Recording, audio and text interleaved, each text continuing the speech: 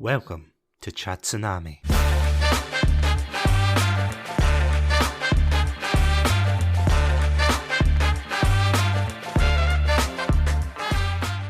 Hello everyone and welcome to another episode of Satsunami. I'm Satsunami and joining the raid with me today is my very good friend Adam. Adam, welcome back. Hi there. It's nice to be back. Feel in a nice, comfortable space. It's always good to slip back into a chat tsunami. Yes, especially in this very different format today. I know. Who would have thought I could have looked so glorious? I know, in complete sandwich form, which will not make sense to anyone listening to us on Anchor, Spotify, or any of the other distributors. But for those of you watching this on YouTube in the future, you'll know what we're on about.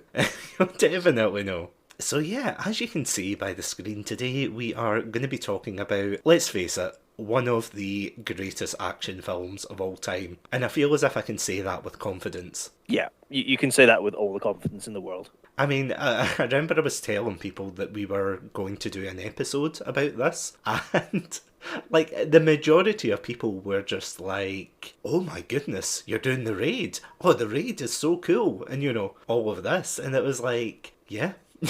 It's like there was no one who was like, ugh, the raid. No, everybody was positive. And no wonder, because I rewatched the trailer for this. And, well, the, American trailer, or the English trailer for this. And it does that thing where it's a stereotype of the greatest action film you will ever see in your life. And you're like, yeah, sure.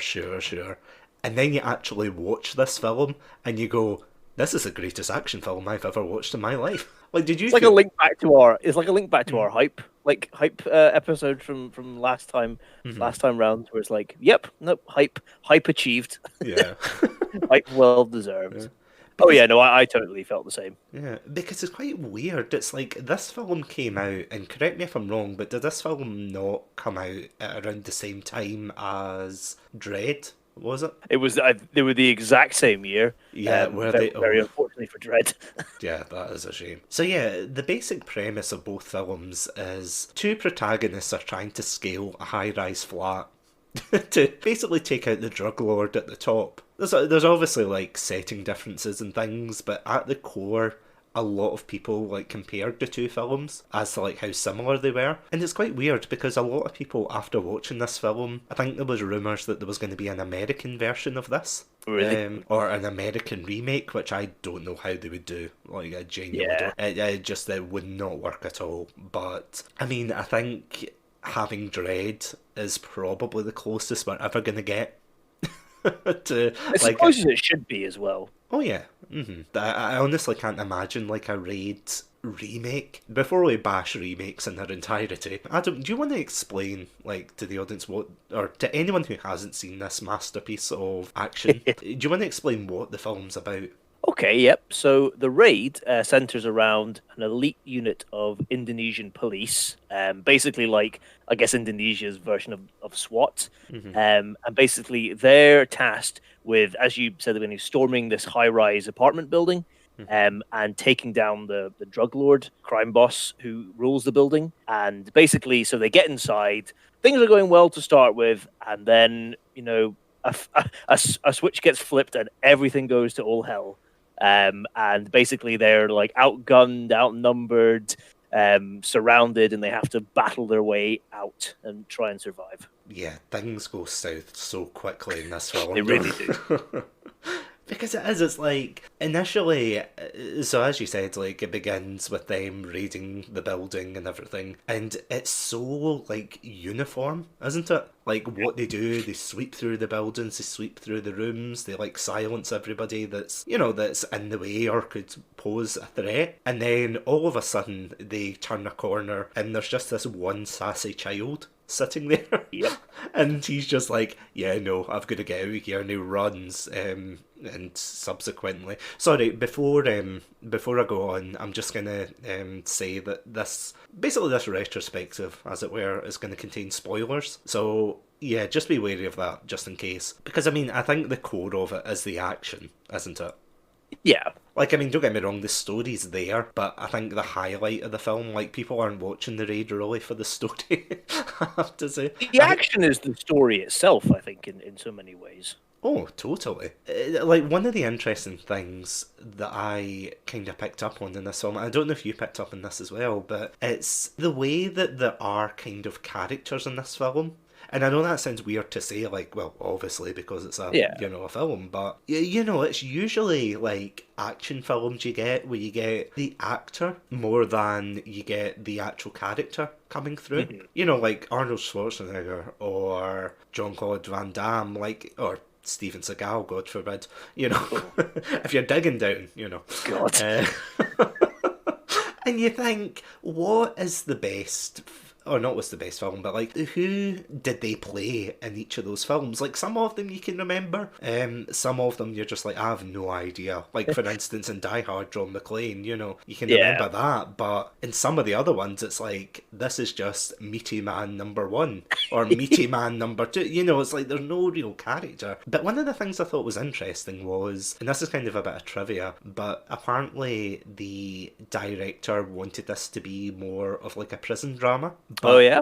he didn't actually get a chance for it because he didn't have the budget. So instead they set it in this like high-rise flat. And it's quite interesting because that's what happens in the second film. Because the raid was so popular, it ended up generating so much buzz that they got the money for the sequel. And I think he got the film that he always wanted to do rather than the first raid film. And one of the things I do like is the kind of small attention to detail that it has for some of the characters. Like, for example, at the beginning, you see the main character, Rama, is it? Yeah, Rama. Yeah, Rama, played by Iko Uwais? Uwais? Yeah. I don't know how to I say that. apologise. Yeah, me. But he plays, Rama, who is like this.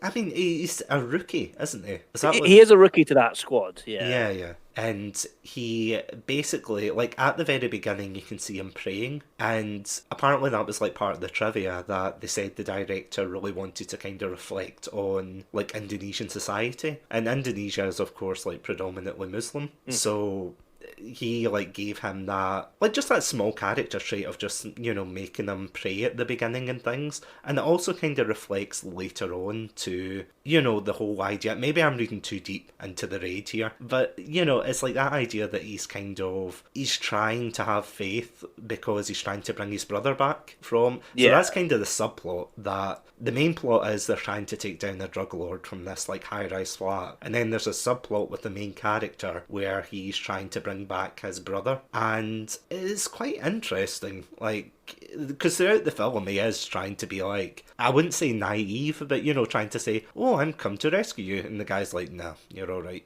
He's like, yeah, okay, fair enough. But that's the thing though, sorry, that was a long way to pretty much say that they could have easily just made him, just a regular Joe, just a faceless guy. Like, if you think of like what the American remake could have been like, where it would just be like John Cena, let's say. I can't think of anyone. Probably. Yeah, I'm honestly trying to struggle to think like who would play him in like an American remake. Like, I don't know, The Rock, maybe. It would be John Cena, I'm pretty sure. Yeah, it would definitely be someone who isn't fit for the role. Maybe I don't know. Maybe it would be good. But let's not pretend though it wouldn't be. Yeah. I think though, like to talk a little bit more about like the intro and stuff. I think the intro is actually like symptomatic of the whole film, and that the intro is like really efficient at like in a very very short space of time. It tells you all the key details you need to know about Rama. So like we see that, like, for a start, that he is like he's very skilled, because one of the first things he's doing is like hitting a punching bag at the fastest speed I've ever seen anybody move their hands at anything. It is really incredible. So we can see he's skilled. We can see that he's like very like fit and very like buff. He's like doing sit-ups and like pull-ups and everything. We also see as well, as you said, like, we don't obviously know it's his, like, he's looking for his brother at the beginning, but we see him talking to his dad, being like, you got to bring him back. So we get some details that he's there's like personal stake involved, and we also see as well that, like, he's a father to be, and so we can see his wife's pregnant. And so that gives him like motivation to fight through, and he wants to survive to, come back to his wife and his unborn child. So we get these kind of these three key pillars that kind of are what his character is built around, and it only takes like 2 minutes, Something like that, yeah. maybe even less than that, to be honest. It's so, and I think that gets to the core of the raid. The first raid is such a brutally efficient film. Like there is no wasted motion in this film at all. Like it does everything it needs to in like the shortest time possible. And it's, it's for me, I think it's the only other film that I can think is as efficient is like, have you seen that Schwarzenegger film Commando? Oh yeah. I actually watched that recently as well, and like that's the same kind of idea where it's a really short film, and it's just like here's the thing, we just want to get to like the action, want to get to the important points. We're not like wasting time doing things. So I think they're the two most efficient films I've ever seen. Because it's like they've not really got much time. Because usually with a lot of action films, I mean, they don't really focus on like a character study or anything. Because obviously, like, the main focus is the action of it, so they're just like, right, here's your main character, just get him out, go. But at least for this one, as you said, it's just so efficient. They just do it in such a, okay, here he is, he's skilled, he's, a family man, he's got a personal stake, like those three main things that lead you then towards all the other people that probably are going to meet not a nice fate. Yeah. And as we said, like at the very beginning, things go really well for them, and they just basically blitz through the building, led of course by, is it bad to say that the guy who's like the lieutenant looks like an Indonesian Clint Eastwood? Do you mean the guy in like the polo shirt? Yeah, the one that stands out. He does actually. That's a good point. Because I remember saying that for the first time, or seeing the film for the first time, and I thought, he looks an awful lot like an Indonesian Clint Eastwood. And I remember the first time I saw this, and like the friends I was watching it with were like, is that Clint Eastwood? And it's like, no, it's not Clint Eastwood. But it could have been. How amazing would that be if Clint Eastwood had been put in this film? Yeah, that would have been. But like, before we go any deeper into the film, how did you hear about this film, first of all? So I wasn't aware of any marketing for it beforehand. So the film came out in 2011. Yeah. So I don't remember hearing anything about it beforehand. Like, I remember hearing about it towards the end of 2011 when people were starting to talk about the best films of that year. Because it was a point in my life I used to be like I was quite into films, and I was always trying to hear like what were the ones to see and everything. And I remember it appearing on a lot of people's like best of the year lists. And it really caught my attention. At the same time, I'd been more actually interested in Dredd that year. I was like really looking forward to seeing Dredd and everything. And then I heard people starting to compare it, and I was like, oh, that sounds interesting. I'll need to check this out. And I remember seeing like a clip of it, and I was listening to the action. I was like, oh my god, I have to see this film now. I must see this film. So like, I think, do you know what? I think maybe Christmas 2012, because I had to wait for the DVD to come out. I think so. I think maybe Christmas 2012, I got the DVD the year after, and I watched it like Boxing Day or maybe like a couple days after Christmas, and I just sat there like, wow, like like this is the greatest thing I've ever seen in my life, and that was it. I was hooked from there. And then I tried to show it to anybody who would, who stopped for 2 seconds in my vicinity. I mean, it is an amazing film though, but I think I was in the same boat as you probably. I don't think I actually watched this till about 2015 maybe. It might have been that long ago, because as I said, I ended up watching Dredd first in the cinema, and I remember I saw it in 3D because one of my friends is like a massive Judge Dredd fan. He was just like, yeah, let's go see this in 3D, and I was like, oh, I don't know, should we go and see it? And yeah, it turned out it was amazing. I absolutely love it, like so much so that I've went out and bought the Blu-ray. I'll actually need to watch it after this. That's how good it was. And everybody kept saying, oh, it's just like The Raid, it's just like The Raid. And I'm like, what is The Raid? And they're like, oh, it's this Indonesian martial arts film. And it was like, okay, let's try and see. Yeah, like I didn't watch it until I was in university. And when I ended up watching it, it was one of my friends actually that brought it up and was like, "Oh, do you want to watch this film called The Raid?" And it was like, you know, when that light bulb rather, clicks in your head, and you go, "Oh, The Yeah. Raid! Oh, yeah, I've heard of that film." And you're like, "Oh, okay, okay." So we watched it in our uni like flat back then, and oh my god, I was blown away. Honest to God, I think that it has ruined action films for me. I think, like, I cannot watch another action film without thinking it's not like The Raid. I mean, Uh, I can see why. In fairness, like it is like it is a league of its own in so many ways. Yeah. because it's like, I can't remember when it came out, but do you remember the Taken films? Oh, yeah. Oh God, yeah. It was 2008. Was that the first one? Yeah, like the first Taken film was actually really. I mean, for me personally, I thought it was like really good. But Yeah, when two it's and pretty good. when two and three came out, it was like this film is just. How do you even put it? Like it was just like going downhill so fast. Like I think someone described it as watching your dad try to fight bad guys or something like that, or watching your granddad. It was something like that, and you thought, and with all, you know, the cuts and the shaky cam and things, like that was the kind of standard that was getting set for action films at the time, and you kind of Yeah. thought, oh, just it wasn't like hopeful. And then of course you watch a film like this, and it just like blows everything out the water. But like I'm gonna put the burden on you here for a second and say, Oh, like, what makes the action in this film so good? I think for me, I think there's two. Well, I think there's two things that both make like the action good, but also just make the film amazing. Like number one is just the intensity of it. Like it's a relentless film. Like the pacing is just so like it's just bam, bam, bam, bam. You know, like Yeah. nothing stops. Like you barely get moments to breathe.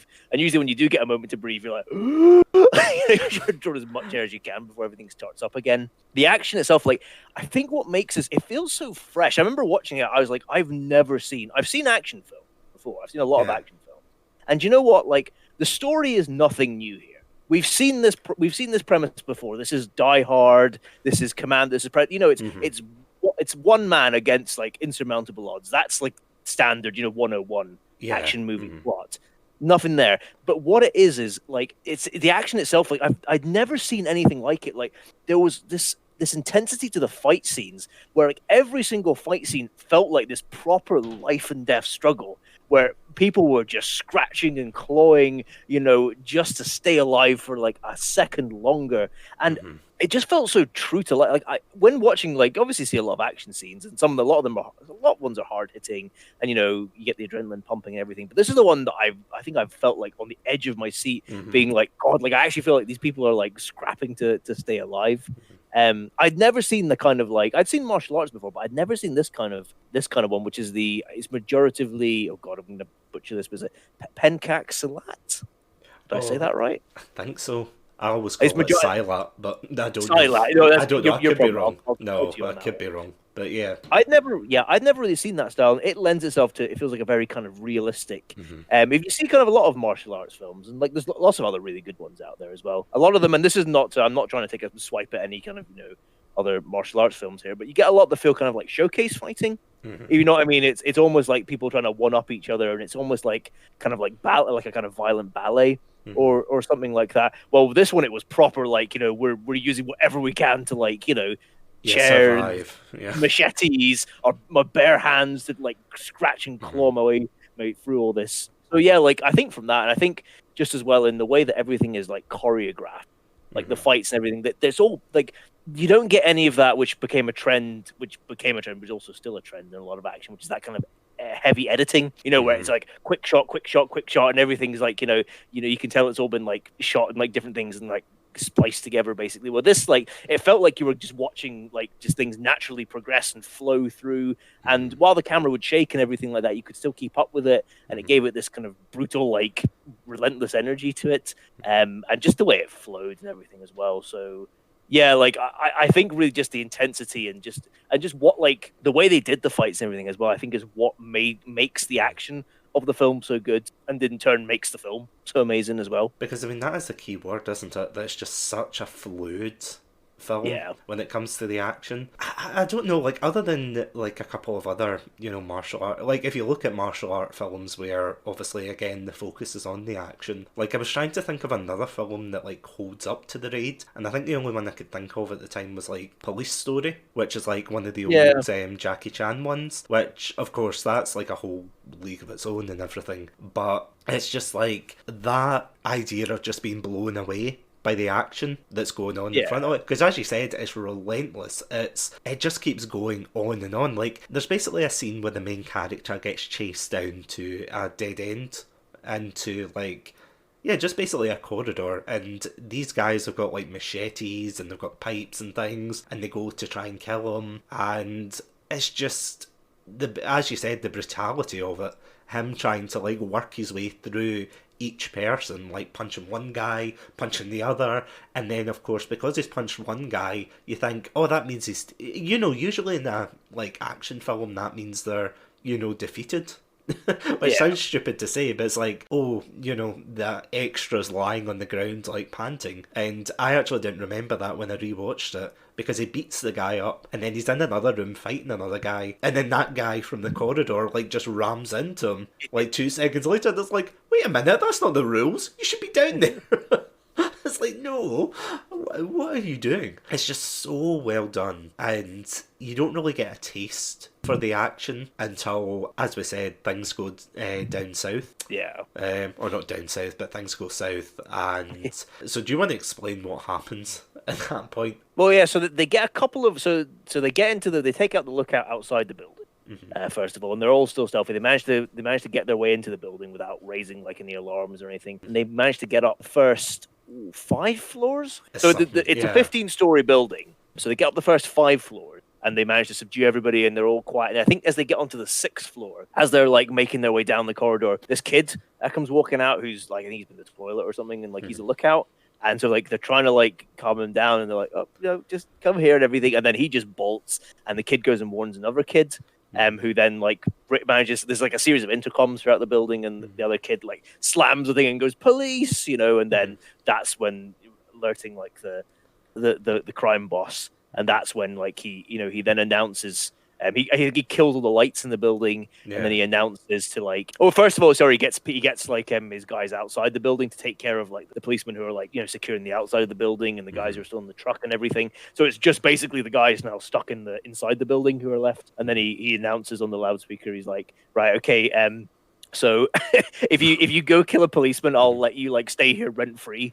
And obviously, like the rent price in this building must be astronomical, because about 1 million people come flooding out with machetes and AK-47s and whatever they have to like murder themselves some cops to get that sweet rent free life. And then just everything descends from there. There's a massive gunfight, and then by the end of it, I think only 5 of them are left alive. I don't think it's even 5. Because you got Rama. You've got Rama. You've got like in terms. So I was going to say, in terms of the police, I think you've only got 2. You've got Rama and the poor man's Clint Eastwood. But I think that's. Oh, do you mean like right at the end of the film? Oh yeah.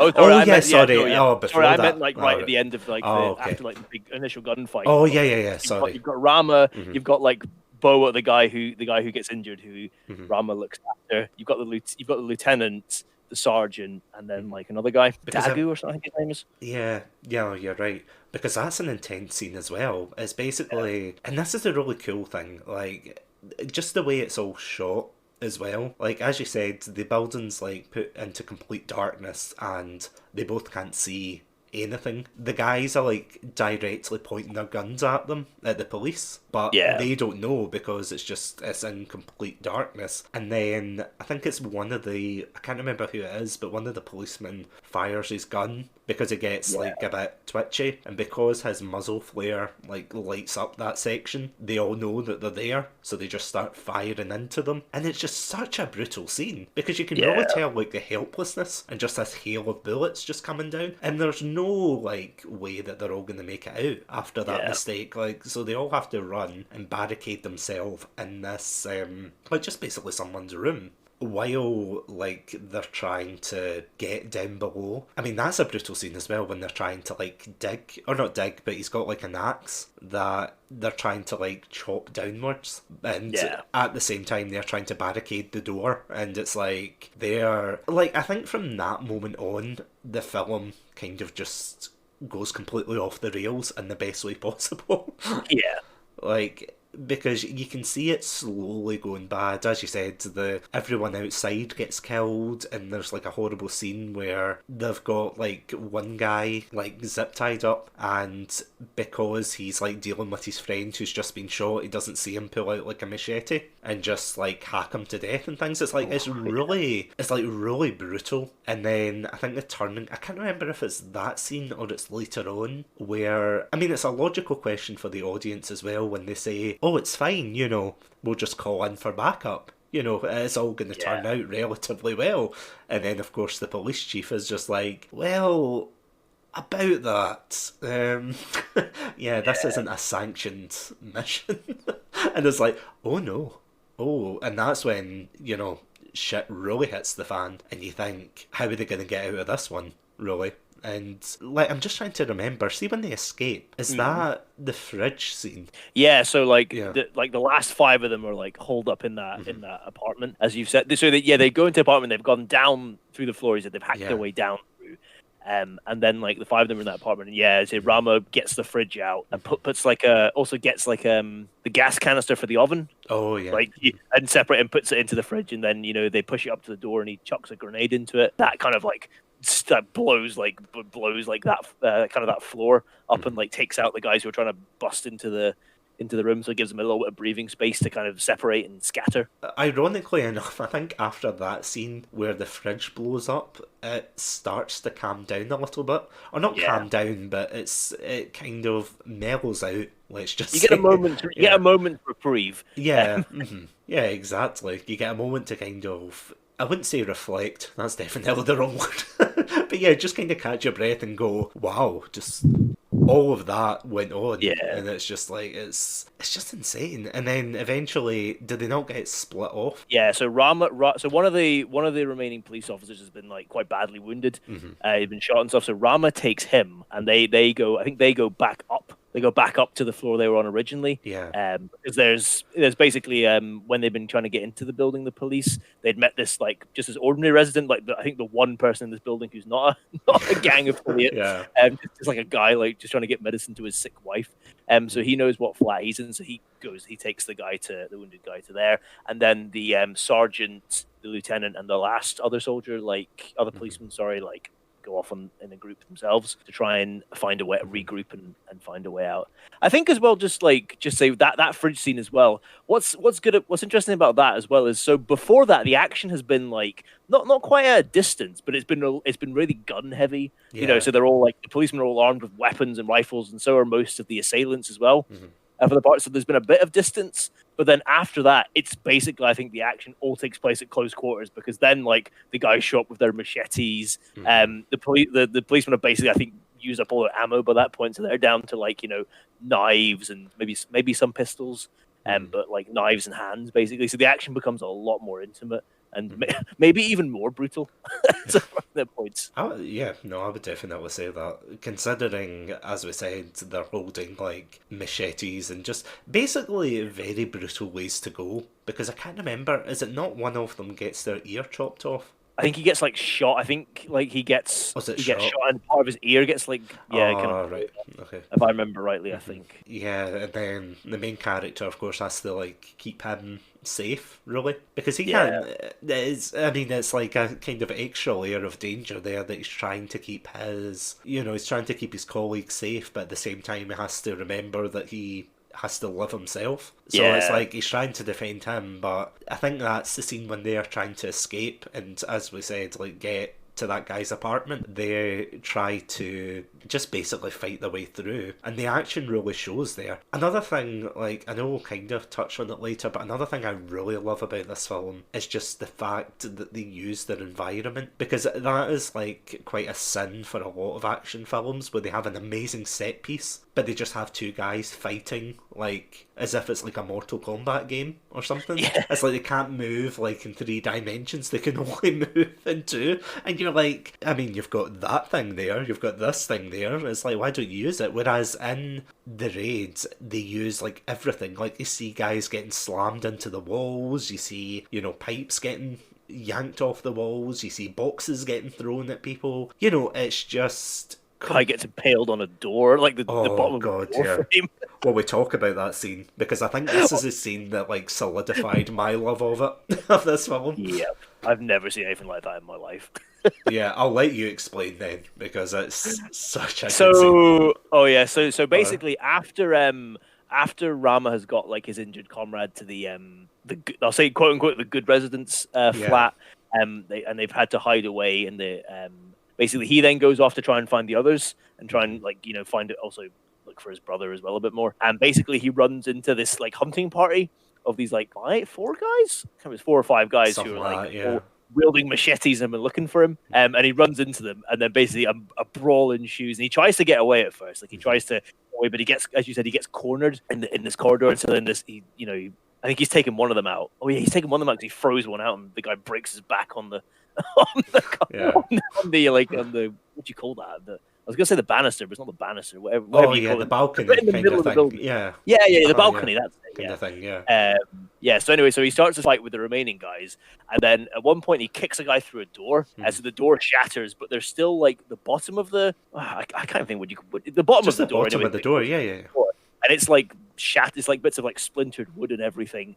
And then at one point he's fighting this guy, and he like grabs hold of his head, and he like jumps back and pulls the guy's head forward and just slams the guy's neck through those jagged bits of wood on the bottom, and the guy's body is just convulsing, and he's like looking straight into his eyes, and it's just, and the action just stops for about 3 seconds, maybe like a couple of seconds, as you're like, oh my, as you take a breath in and be like, my God, like just to, like process what you've seen before it then starts up again, because there's still like 3 guys he needs to take out. But yeah, as you say, that bit is very memorable. That is quite the interesting thing, because when the action stops, it does give you time to kind of breathe, but at the same time, when the action is going, you don't get a moment.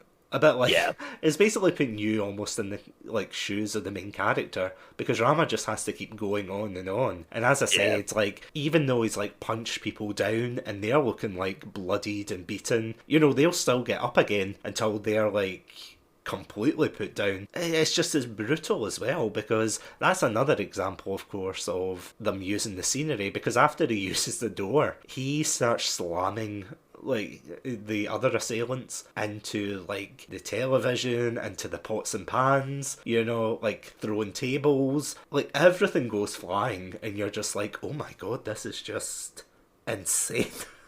Like, and then of course it cuts away. In fact, even before that, another interesting scene is when they're trying to hide away through like this hollow, it's quite a brutal one, but they try to hide through like this hollow piece of like wall. So Rama's there with his injured colleague, and he's like holding him to make sure he's not gonna yell, and one of the people who's looking for him comes in, and he just starts stabbing this wall just randomly to make sure there's nobody in it, and it ends up like he stabs through and he gets Rama's cheek, but when he pulls it away, Rama manages to like wipe off the blood when he's like taking out the machete, which I thought was quite clever. And then of course those are the same people that he ends up fighting in that room and putting through the door and everything. Like, how to put it, is like going from 0 to 100 to 50 to 20 to it's like, it's never like, in fact it never goes to 0, I would say. Like after it starts, I don't think it ever goes back to 0 until the credits start rolling, and even then you lose your heart rate.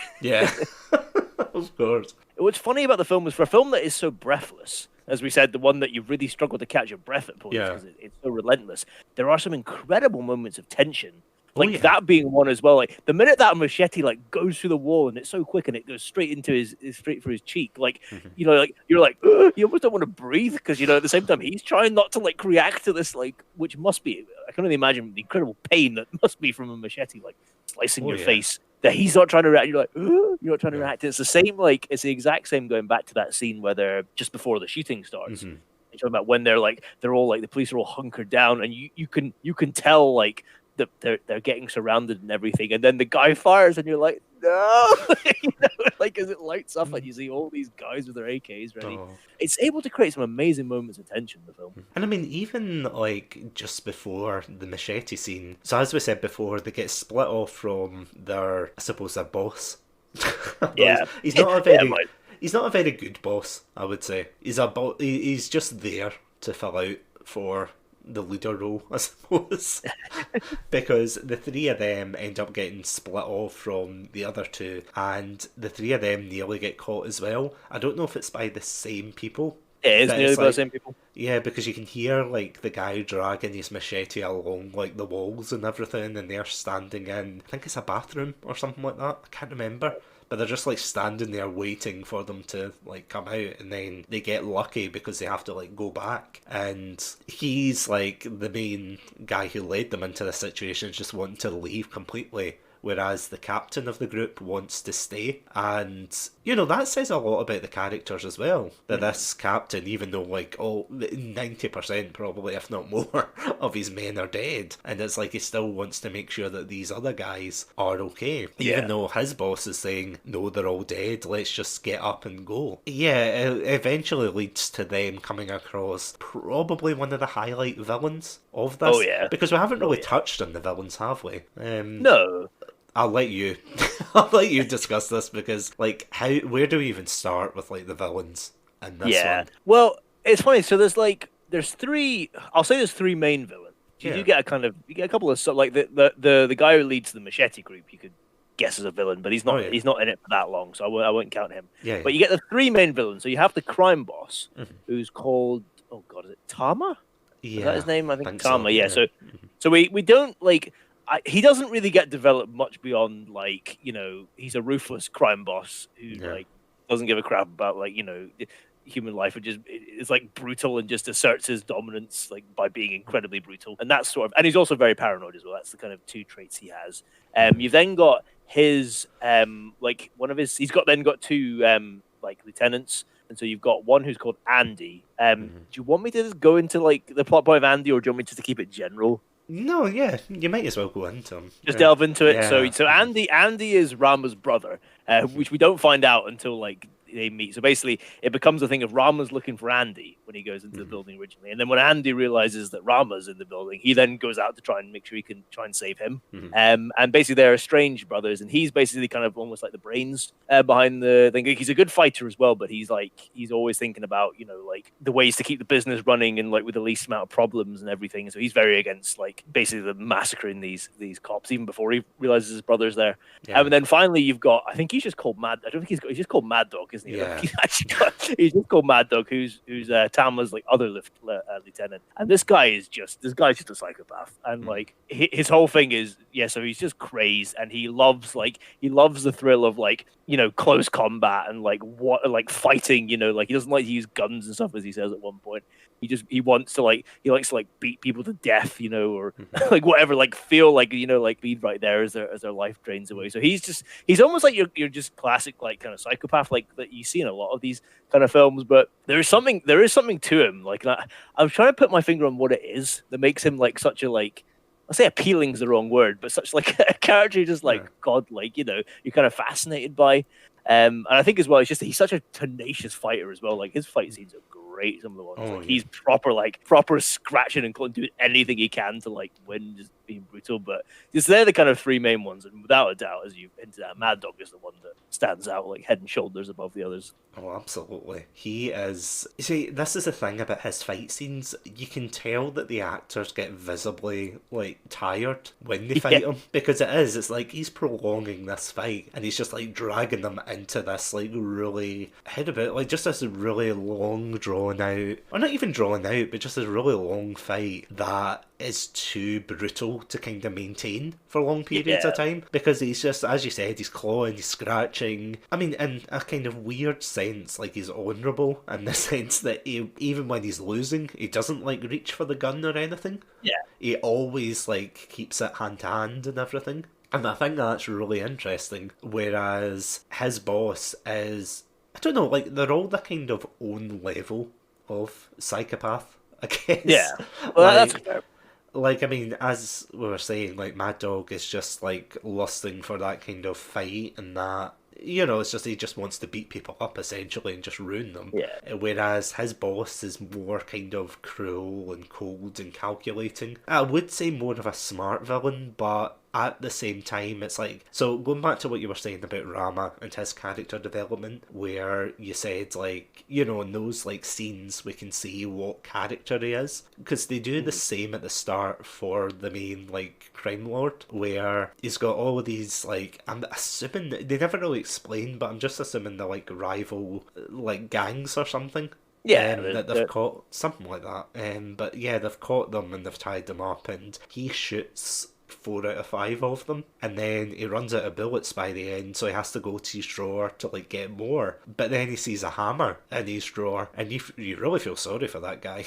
Because he got the short end of the straw with that one. Because the rest of them get shot and that's it, just instant death. Whereas this guy just gets bloodied to death with this like huge hammer, and you're just like that sets the tone. Don't get me wrong, that sets the tone of the whole film. But throughout it, as you said, like he's just using everyone in the building to his own gain. As you said, like, the rent will be free, and try and find them. And of course, he's asking Andy and Mad Dog, what have you got to show for it? There's kind of a funny scene where, going back to that fight with Mad Dog and the captain, like he ends up beating the captain up like to a bloody pulp and choking him out, and then he drags him like up to the main office, and Andy turns around to him and says, "You do know that's not the guy that we're supposed to bring up?" And he's just like, "I don't care, I'm just I just want to bring somebody up."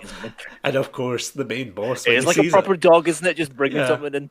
Yeah, he's just like, he just throws it down, or throws the guy down, and he's just like, "That's not, who is that?" He's just like, "That's not the guy we're looking for." And then Andy's like, "Oh, see, I told you." And then, of course, that leads to the twist that or the crime lord, of course, knows that he is, I wouldn't say betraying him, well, kind of betraying him, but that Andy is Rama's brother, and he's been working with him, so he, like, ends up dragging him away and kind of beating him. You don't really see him until the end of the film after that, because it cuts back to, like, Rama meeting up with the other survivors. And at that point, there's only, 4 of them? 3 of them.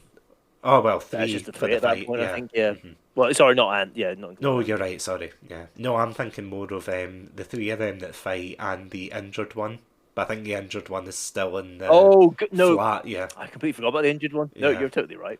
Yeah, because I was like, where was he? And it's like, oh yeah, it was... he was missing an ear, he was like completely shot, he was Robocopped. It's like, yeah, he deserves a rest. And yeah, eventually, I think they scale up, don't they? And they like they go through that drug lab. Which is a fantastic. Can we talk about the drug lab? Oh, can we talk about the drug lab fight? Because that is like one of my favorites, and it's so good. Like, I don't know if you want to. I feel like I've been explaining a lot of these, so if you want to kind of go explain. No, go for it. Okay. Yeah. So anyway, so like it's Rama. It's one of the other soldier who's not injured. And it's the lieutenant who's like who we know now is like fully corrupt and is basically like sanctioned this mission like without any sort of like official confirmation. So it's the 3 of them, and they're going straight for Tama now because they realize that's the only way they can get out of this building is to basically get hold of him and use him to like bargain their way out. Yeah. So they keep going up and they reach this drug lab, which is very near the top of the building, and they kind of bust in and there's all these like gang members like cutting drugs and doing all that that sort of stuff, and then the 3 of them come in and they just like unleash hell. And what I love about it is so it's a larger scale fight because the 3 of them the 3 remaining, like, I'll say quote unquote heroes because obviously one of them isn't, but they kind of spread out and they're all involved in their own sort of fight, but to make this kind of large scale fight, and it kind of cuts back and forth between the 3 of them. And what I love is you've got the two I keep calling them soldiers, so you've got the 2 policemen who are like the fighting is brutal and everything, but it is again that kind of martial arts. You can see it's that kind of like the training they've had, this like formal martial arts training that they've had in the Salat, and they're sort of using that to their advantage. But then you get to the lieutenant, who clearly hasn't had this training, and is just this like street brawler, and he is just like hitting people with chairs, like throwing filing cabinets at them. There's one point where he grabs one guy and he just slams his head into this like table with this mountain of cocaine. He's just bashing his head into it, and it's just this. I love the contrast because it keeps switching back, and the two guys are like, there's one bit where Rama's like runs down this table and he has this fight with this guy on a table, which is amazing and stuff, and it just cuts back to this lieutenant guy who's just like, oh, it's just great, just swinging chairs at people and stuff, and just throwing haymakers, and it's just brilliant. I love it so much. It's just so well done. And again, like going back to what you were saying about Rama just like jumping over things and jumping like over the table, like he just looks so, because it's weird. It's like if you saw it in any other action film, you would kind of be like, I don't know, it's a bit unrealistic. But considering he probably was jumping over and everything, I was like, oh my god, because it's all very practical, isn't it? Yeah. And it's not like shy in terms of cutting away from things, because that is like quite a terrible sin of like a lot of action films where it's like before the punch is thrown they cut away from it and then they'll like bring it back to another scene, and it's like it's just ridiculous. But with this you see everything, and there's like, don't get me wrong, there's still cuts, but it's like it's not like one cut every second. It's like they give it time to kind of, I suppose, stew is the wrong word. You know what I mean? They give it time to kind of mature and just basically let you see what's going on in the fight scene. And yeah, again, this is an example of them using the environment around them, and as you said, the guy using the filing cabinet, which I thought was hilarious. Like, he has the guy on the floor and he just grabs this filing cabinet and just throws it on him, and the guy, he is not getting up after it. I don't know what was in that filing cabinet, but whatever was in it just, is gone for good.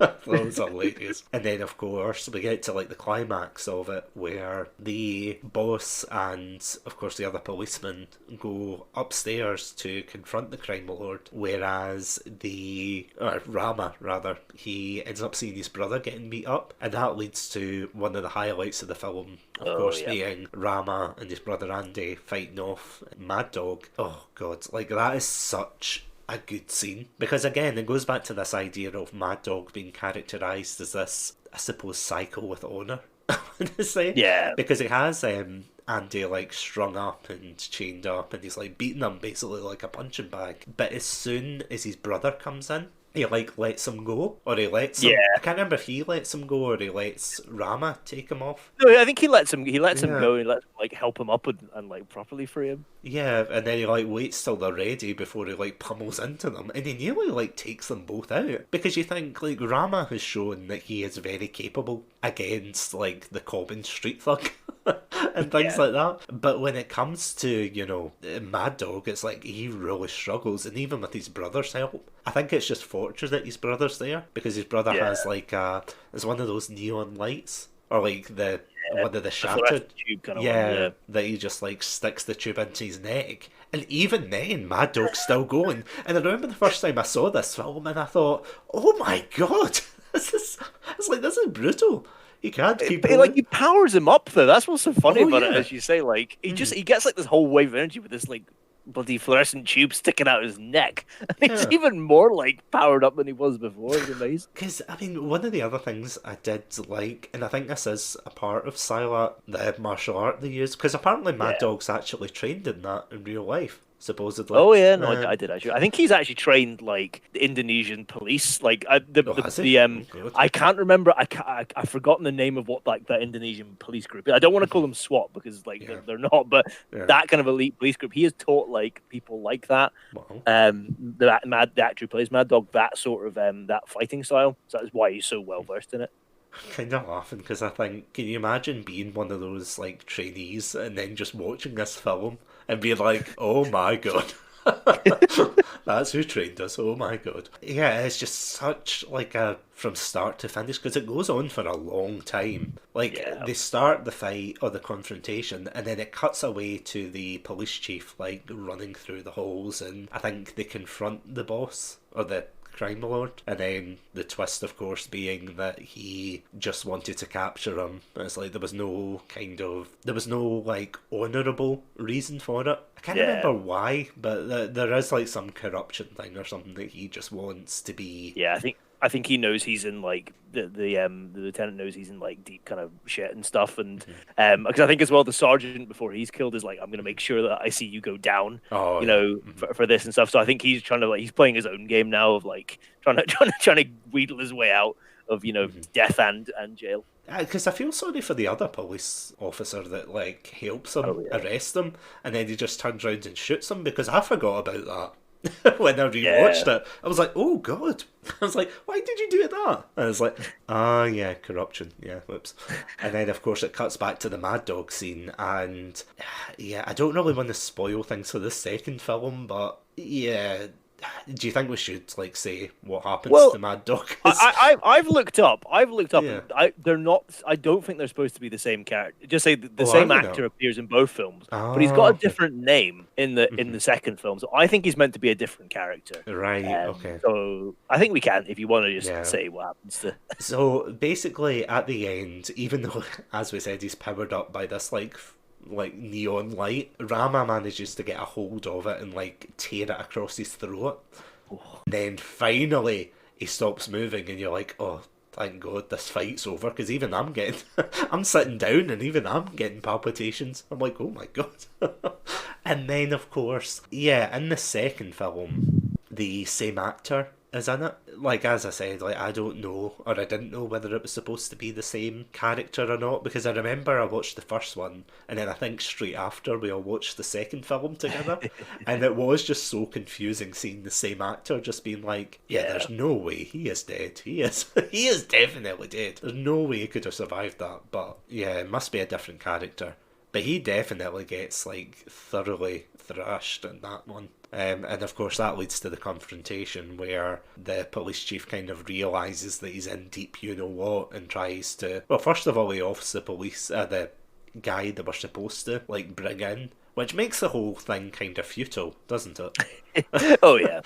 It's kind of like, no, bittersweet is actually too optimistic. It's kind of like gut wrenching that all these guys died just because of this one like corrupt guy who, of course, he tries to shoot himself after he shoots the crime boss, and then he realizes in like an ironic twist of fate that he's run out of bullets, which of course then leads to him getting arrested and carted away. And yeah, then I think it really just ends on Rama trying to convince his brother, who basically makes a point of saying that they're kind of in two different worlds. Yeah. Yeah, and he says like how he's tried to protect him. Oh, sorry, he knows he can protect him in his world, but not vice versa. And it's like, yeah, that's, I mean, considering that corrupt guy, it's like, yeah, that's probably true. Yeah. Probably an astute observation. I mean, that's when it ends, like, when they finally get out. And it honestly is. It's just, like, how did you feel? See, once you finished it, like, finished this film for the first time, like, how did you feel at the end of it? Well, I'll tell you what I did. I instantly went back and watched all the fight scenes again. Oh, Very really? instantly. Because I was like, I want to see this again. Like, and that's what I think is one of the great strengths of this film is I think it's infinitely rewatchable. Oh, It's of a length, and the pacing is so like fast that like I don't think it gets boring. Like it doesn't really matter how many times I watch this. I always still am just like, oh, I could just watch it again. You know, it's so good. It's so good. And like, yeah, so that was my instant reaction. I was like, oh, rewind. I was probably the same, in all honesty, because it is one of those films where it ends and you're just like hyped up from it, and you're just like, oh my god, this is the greatest thing ever. And as I said, it's like, would you say this film ruined other action films for you after you watched it? To an extent, yes, I would say, because like I think it is in a league of its own, and I've yet to see anything that matches it.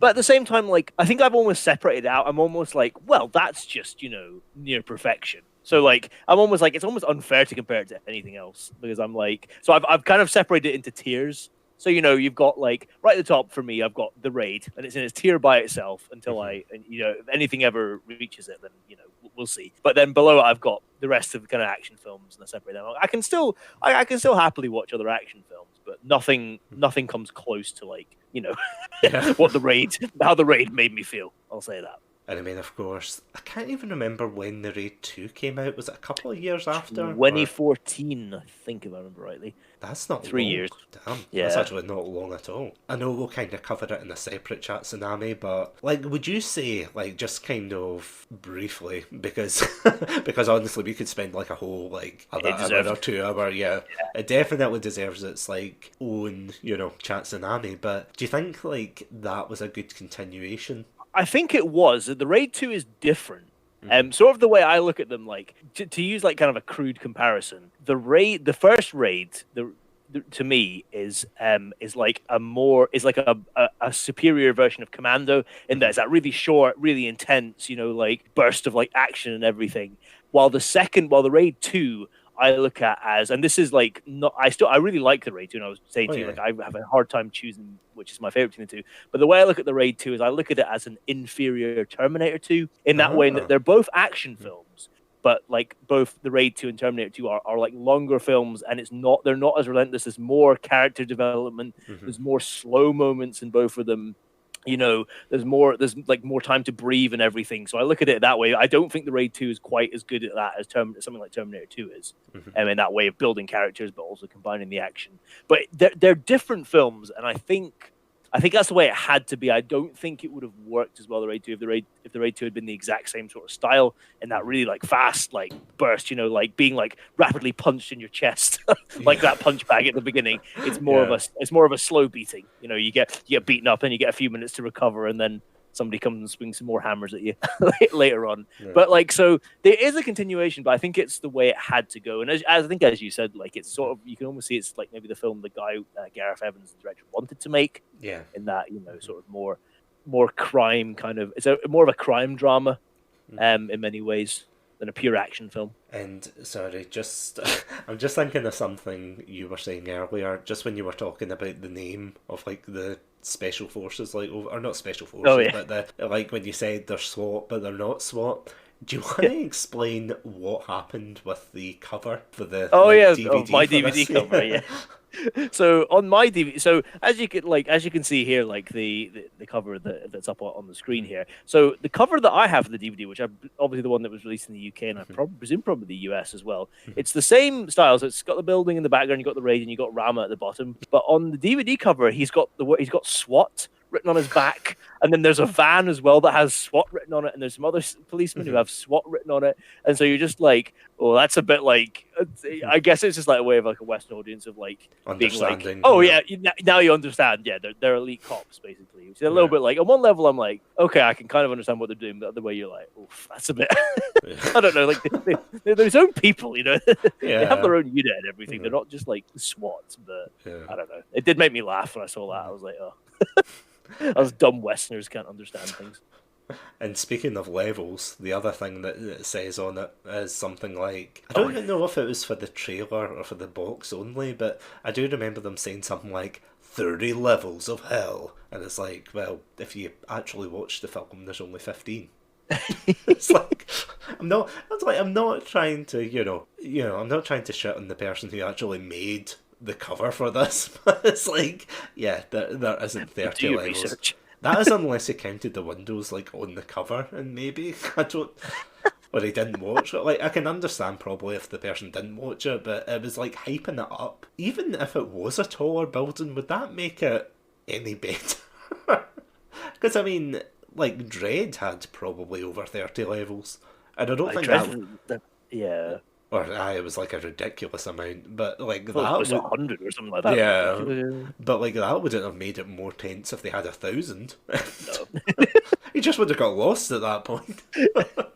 Like, I probably could just leave here. There's no way they can like cover all these floors. Yeah, and I have to admit, it's like, obviously it's a coincidence that Dread came out at the same time as the Raid, but I think, like, I'm curious to hear what you think, but I think that was quite a good thing. Probably one of the best things that could have happened in this film. In the sense that you had this, like, huge blockbuster film that was coming out, very similar premise of climbing this, tower block. And we could definitely do, like, a chat Tsunami on Dread, because that is amazing in itself. Yeah, but I love Dread.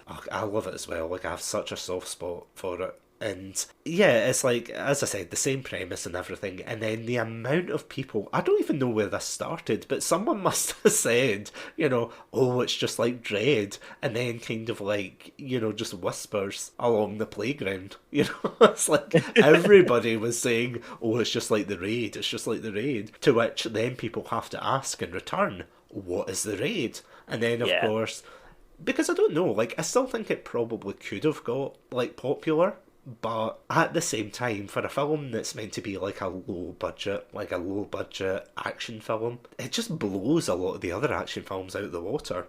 Oh god, yeah. Like, half of them you're just kind of like, I can't believe how well this is done. You just like sit there thinking, oh, this film is just, yeah, it's incredible. Apparently, like, two kind of interesting bits of trivia just before we end, but apparently the guns they use are just airsoft guns. Oh really? Like, so supposedly that's what it said, and they obviously like add the muzzle flash, which I suppose you can kind of notice some of the Oh, graphics that's are a great. bit janky. Like, the explosion scene with the Yeah. fridge, like, you can notice that. But that's the thing, though. It's like, even though they've got kind of, like, effects that aren't that great, see all the close-up stuff, like, the action, I think that kind of, like, just overwhelms all of its, like, faults. Like, Yeah. what would you, and this is me putting you in a difficult position, so apologies, but, like, Ooh. if there was one thing you could criticise about the raid, like, what would be the main thing? Or not main, but, like, because I feel as if we'd have to nitpick at this stage. This is literally nitpicking, as you say. Yeah. Like maybe that the characters aren't really that well developed. For the most Yeah. part, maybe what I would say, like they are a lot of them. I feel are kind of just stock archetypes, like in a way. Like I think the only person we really kind of get, even Rama to an extent, is basically somebody like John McClane, or Yeah. it's that archetype of hero. But again, like the film does again. I can't criticize this film for too long before I have to be Yeah. Yeah. but it doesn't need to be. You don't need Yeah. we don't need Citizen Kane level of character development in this Yeah. film. But like if you're gonna like if you're forcing me to if you're holding a machete to my head and forcing me or sorry a neon light bulb to my head and forcing me to criticize this film, I'd say like again the characters aren't that well developed. Yeah, because I'm trying to think of, myself, like, if there's anything I would criticise. Yeah, I would probably say. Although the other thing I noticed, I don't know if you picked this up, see when they shoot up the getaway vehicle, or not the getaway Yeah. vehicle, but the truck that they arrive in. If you look in the background, there's like cars just driving by, That's a like good just point, busy street. yeah, it's like old like either BBC like shows or something like that where they would say something like, "Oh, this place has been deserted for years," Oh and then yeah. you see like a white van go by in the background, and it's like, "Oh, thousands of years, eh?" It's like, yeah, I think he's on time for his shift. It's like that bit. I was kind of like, okay, that's a bit, that's a bit strange. And again, yeah, the characters aren't that fleshed out, but I mean, for the purpose of the story and considering how the action's framed, it's hard to like hold that up and be like, I want, as you said, the Citizen Kane of action Yeah. films. But yeah, I feel as if they developed just enough. You have enough to get invested in wanting to see Rama survive, and Oh that's yeah. really all we need. On the other hand, he's not really a blank slate, is he? Yeah. Like, No, no, no. because I mean, it could have been like so much worse, couldn't it? If the Oh god, director was just like, yeah, we're just gonna get this guy who can punch really hard, and that's it. yeah. We're just That's his character. yeah, or they can like do flips or whatever. And it's like, no, like they really utilize him well, and I think that is one of the main strengths of this film. Like, I know I said it before, but the fact that they utilize like the environment, the characters, just everything, they take full Yeah. advantage. And considering this was the film, this is the thing I find interesting. So, is it Gareth Evans who's the director Yeah, of this? Yeah. yeah. Considering this wasn't his first choice of film. It's like, as I said, like, he wanted to do The Raid as like a prison drama, which eventually is what The Raid 2 became. But then, of course, they only had the budget to do The Raid as like, scaling up this high-rise flat. If you were told, oh, you can do this film, or the film you want, you have to do a film that is very, it's like a low budget action film. He could have like cut corners in all the wrong places. Like, it could have Yeah. been so easy to be, because I mean, I've seen a lot of later Steven Seagal films. I know how it goes. I'm We've saying all like, seen Under Siege 2 here. oh god, yeah. It's like I've seen so many lazy action films where it's just you see the characters throw a punch, the guys go down, they save the day, it's all, sunshine and roses. It's so lazy, but with the raid, it's not. He takes full advantage of everything that he's given, and then he even cuts the cast at the beginning, so that saves the budget. Which probably, whether that's true or not, I'm making a joke there, but like he does it in such a good way, and that's the thing as well. Though, for a film that is all about like close combat action, it never really feels claustrophobic. Yeah. Like a lot of people, like you can assume that there's other people living in this like apartment complex that aren't hungry psychos. They aren't out to like stab the policeman or anything. But even despite that, you've got just enough people, to make it believable that they're in danger, rather than like it being like or feeling more like a set. Like it feels more like definitely more like a lived in place that they're trying to, as derelict as it is, it's more of a lived in place they're trying just to scale up and make sure that they're just trying to reach their objective. All the while like avoiding intense doom, which I think is the only way you can describe it, really, isn't it? Oh yeah, definitely. Before fire, brimstone, gnashing of teeth, all of the good stuff. And I mean, when did this film come out? You said 2011. 2011. This is a 2011, decade now. It's 10 years old now. And it still holds up though, doesn't it? Yep. Yeah. I love how it was just I like watched it this morning. I watched it again this morning, and I felt the exact same way I felt when I saw it the first time round. I can completely understand. Because I mean, I watched it, I think, either last night or the night before, and it's just I remember watching it thinking, this still holds up. As I said, like some of the effects don't hold up, but see, in all honesty, it's in a real way. I don't know why this came to my head, but it's like watching Citizen Kane and being more interested with like the globe that he's holding. Yeah. It's like, oh well, that's the plot point. But you know what I mean? It's like more interested in like, oh, what kind of make is it? Like rather That's than clearly a prop globe, not a real, real snow globe. That's not like a real 1870 Austrian made snow globe. It's like being worried about the wrong things. That's essentially my point. Is being worried about the wrong things, and you don't like. It doesn't matter almost, like even if the graphic, or not the graphics, but the special effects can be a bit janky, because just the action sweeps it away, and it's by far like a 10 out of 10 film. I guarantee you will not, the first time you watch it, you will not notice that like the explosions like, kind of janky and stuff. Oh, You'll probably, maybe you notice it like the 10th time you watch it. Oh yeah. The first time, like I had no concept. I wasn't even registering like what the graphics were like. I was just like, I was just like, I was both screaming, but I was screaming internally because I didn't have air. I had to go over my ear as I desperately tried to like, suck air in as I was like out, just watching this film. Do you know? Yeah, no, 10 out of 10. Yeah, I honestly think I was the same actually, because I'm trying to remember when I first watched it, and that's all I was concerned with like how they're gonna get out, what's gonna happen next, kind of thing, rather than oh, those graphics look bad. I was like, no, absolutely not. It's just, you are on the edge of your seat. And yeah, it's honestly just an example of how to make a good action film. Yep. It's completely a 10 out of 10 film. And again, as I said, it's not one that kind of ends happy. Yeah, it's bittersweet. It's bittersweet, yeah. Like, I mean, they managed, or some of them managed to escape, but the rest of them have just been, I don't know, dumped, I want to say. Yeah. It's not a very nice ending for the others. Yeah, of course, that then leads to the second film, which is something we probably, honestly, we might as well do it next week or at some point.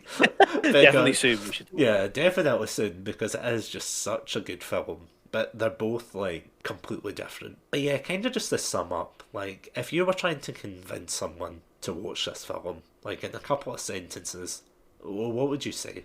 I would say, if you like action films, go watch this film. Like, if you like action films and you haven't seen this film, then, like, what are you doing?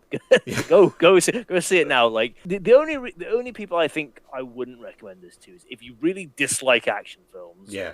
And you really dislike, violent, like excessive violence then don't watch this film because it's not going to change your opinion on either of those things. But like, if you like action films, go see it. If you just like good films, if you like good films, just go watch this film. Like it's a masterpiece of its genre. It's exactly how do you make the perfect film to suit your genre, to suit your budget, and everything. I think this is the example I'd hold up and say, watch The Raid. That's what you do. That's how you do it. It's just over an hour and a half. That's not a little big time investment, so go check it out. It's great. Yeah. Do you know what? I don't think I can summarise it better. Yeah. If you don't like films or action films that are a bit too bloody or kind of in your face with the violence, then yeah, this definitely is not for you. But if you're looking for like a amazing start to finish like thrill ride, then yeah. Like as Adam was saying, what are you doing? Go go right now and Get out of here. Go. get out of here. Go grab a copy of this film because it is. You honestly, if you're a fan of action films and you haven't seen The Raid, then go see it because you will not. You will honestly not regret it. It's one of those only films that I 100%. If I know someone's into action films, martial arts, or things like that, just yeah, it's definitely the film for you. And I've watched it with people who are like action films, but aren't like as big into it as we are, and they absolutely loved it. Really? So I think because it's such a I think it's because such a fresh like take on an action film in a way, in that chances are you've probably not seen anything like it before in that way. That I think like just its uniqueness is a real draw, and it's something that will really stay with you. You say uniqueness, and then and then Dread came out and just ruined that concept. Well, but not so much even the story in the action. In terms of like Dread is like, and I love Dread, but Dread is more reminiscent of your kind of classic sort of action film. Well, this just the way it's choreographed and paced and its intensity, I doubt you'll have seen anything like it. Oh no, absolutely. Because even with Dread, like it's kind of joking as I was saying that there. Like the only real premise is, or the similarities to the premise is, they're both climbing a really tall building to stop a drug lord. Yeah. Like the action is completely different. Like, see, once you get in there, like, I can't imagine Dread, going fist to fist with, like, some of the other guys and, like, leaping over them. As you said, like, I think you summed it perfectly at the very beginning, that it is almost like a dance. Yeah. It's like a complete dance of fighters, really, like, kind of trying to pivot around one another, trying to end it as fast as possible. And I think that is one of the styles of Silat, where you use your body as a weapon. So it's supposed to be that you're supposed to like fight without a weapon and use your body as the weapon, and it's just brutal. It's just throwing yourself completely into this. That is like what The Raid is. If you throw yourself into it, you're just going to get a brutal, like, non-stop action experience. Yeah. And it is. It's just absolutely amazing. 10 out of 10. Nothing really else we can say to that. Nope. Just go watch it. Yeah, definitely. If you haven't watched it, go watch it. It's fantastic. So, is there any final thoughts like you want to say about the film? I mean, I think I've gushed all I can. Yeah. All I can about this. Like, just if you want to get as close to life experience of what I imagine it's like, people like scrapping to the death, then go watch this film. Because, like, apart from like actually being in that situation yourself, I've never seen. I don't think there's anything that will become as close. Yeah, I'm not even going to clarify on that. Just go see it. Go see it. Yeah, go see it. So yeah, thank you again, Adam, so much for returning to talk about this amazing film. It's my pleasure every week, but this was especially my pleasure. It took very little to coax me into doing this one. Yeah. I think you were like, "Do you want to do the?" And I was like, "Yes, yes, yes." Do it. Let's go. Do it now. Let's do it right now. No, it was great. I love talking about this film. And so thank you for having me. Oh no, thank you so much for coming on. If you want to see more of my content, you can catch me on Twitter, Instagram, TikTok, YouTube, and of course Twitch under the name Satsunami42. And if you want to see more of this kind of Chatsunami content, you can catch us every Wednesday at 7:30pm BST, or you can also catch extra episodes of Chatsunami over on Anchor, Spotify, and all good podcast distributors. Without any further ado, stay safe, stay awesome. Most importantly, stay hydrated. Bye, guys. Bye.